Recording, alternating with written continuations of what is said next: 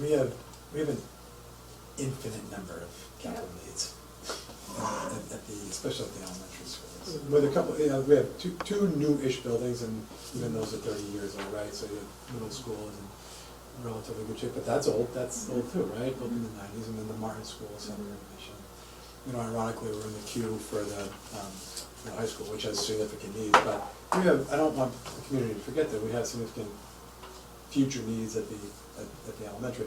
And I only say that because we just need to have that discussion and keep that conversation fresh, because at some point you can't defer maintenance any further, right? We have some, we'll get to some, we have some things we just have to address. And sometimes I think we have a hard time defining what's a capital expense and what's an operating budget expense.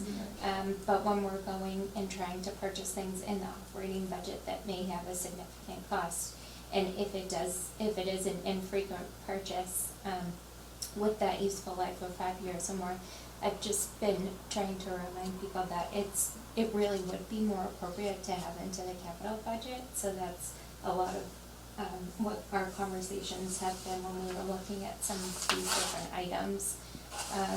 And so the capital projects, just any project that would help maintain or improve our existing school assets. So that's any of our roof replacements, that's bathroom remodeling, that's any of the floor projects. So some of those major projects. So I just looked quickly through, there were a couple of schools, I think it was AMBET and Community, that have radios and chargers under safety and security as a high priority.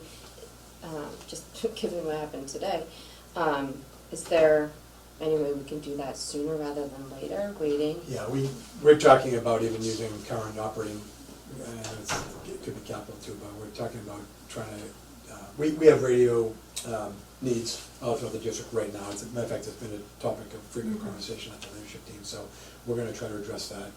Question about AMVET. I know the library was moved into an interior space, which tells me the space is probably needed over there. Will we need any type of modular unit at some point? Like with the population coming up from the ELC, I don't even know what those numbers are this year. So, well, let me answer it. I'm sorry, I think I answered. No, like our population is not necessarily increasing.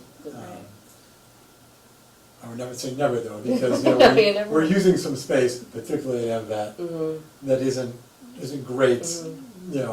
Not a great educational environment, right? We have like that space you talk about. That's an interior space. Yes. Is that a project on here too? Yes. No, it is. I saw. Yep.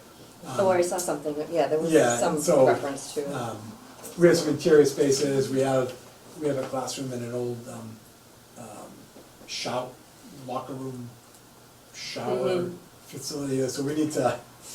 It's not to say we wouldn't add a modular, but it won't be because of population. Yeah. Community elementary school, we talked about the auditorium. Is the asbestos abatement on the flooring, is that in the auditorium or is that somewhere else?